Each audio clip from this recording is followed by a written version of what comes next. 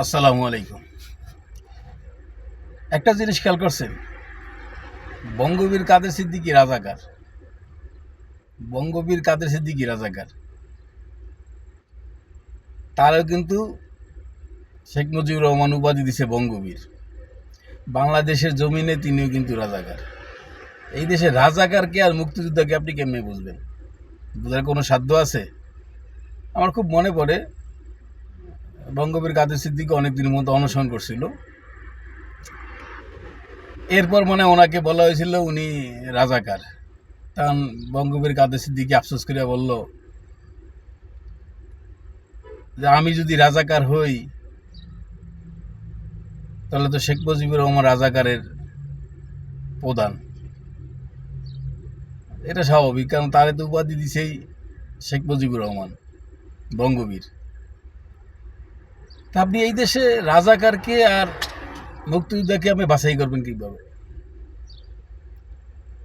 আওয়ামী লীগের হাত থেকে বঙ্গবীর উপাধি পাওয়া কাদের সিদ্দিকী পুত্র মানে মুক্তিযোদ্ধা মানে রাজাকারের উপাধি পাইতে, তার মতন লোকের গায়েও কিন্তু ত্যাগ লাগানো হয়েছে রাজাকারের।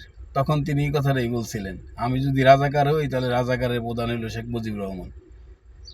কিন্তু আমার বাপে যাকে উপাধি দিয়ে গেছে আমি সেই উপাধি কাইরিয়া নিয়া, এটা কি, এটা কোন নিয়ম? এটা কোন নিয়মের মধ্যে পড়ে?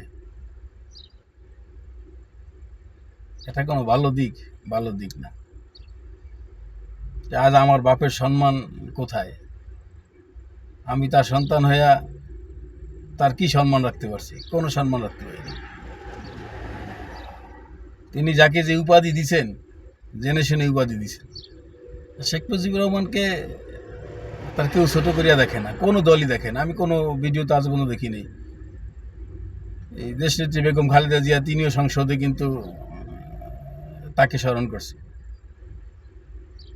কখনোই ছোট করে কোনো দল শেখ মুজিবকে কখনো কেউ ছোট করিয়া দেখে নাই, দেখার কথাও না।